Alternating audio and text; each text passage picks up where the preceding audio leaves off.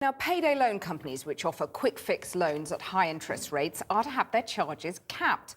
The firms, many based in the high street, have faced long-standing criticism for their annual interest rates, some of which have reached over 4,000%.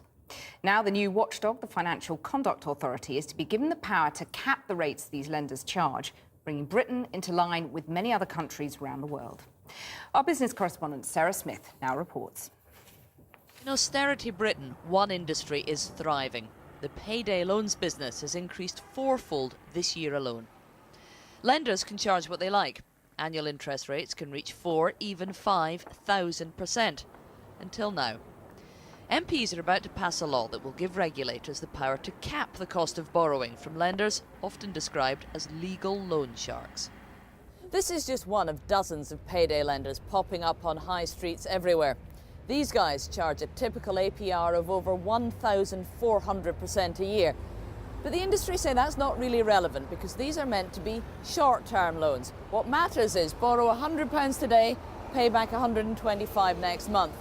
Well, that's all very well, but what happens if you can't pay it back next month? Anthony Young found out what happens, to his enormous cost. He borrowed £240. Eventually, he had to repay £750. I was a little short on cash at the moment, and obviously I'd seen the adverts kicking about TV, and I obviously hadn't taken it into account how much the interest rates were, because I hadn't really sort of thought about it. I just thought you can get money quickly, and it's quite appealing to some people. Obviously, it was to me. The bigger picture is that you end up having to pay a lot more than what you do end up borrowing in the first place, compared to normal loans you'd get off your bank. Some of these have like 4,225, which is obviously in the small print, which people don't read, they just go straight for the money. More and more people are taking out payday loans to pay their rent or bills, to buy food for their families. And these people often can't pay it back 30 days later, so their repayments spiral out of control. The new law won't set a top interest rate. Any cap will be up to the new Financial Conduct Authority, and it won't come into force before 2014. A lot of people would like to see these payday loan companies simply driven out of business, and if capping the amount they can charge does that, most people would say that was a good thing.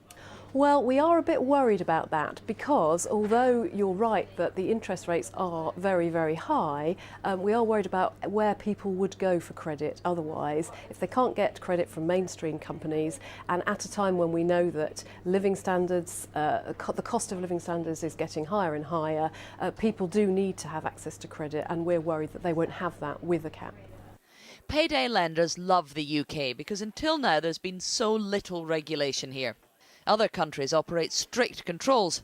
The industry argues that could disadvantage borrowers. A lot of evidence suggests that if you start to put price controls, for example, caps, you end up having unintended consequences like reducing the amount of credit available to certain individuals. People struggling to pay back payday loans often find themselves snared in a spiral of debt. A limit on how much lenders can charge may help some borrowers avoid getting caught in that debt trap.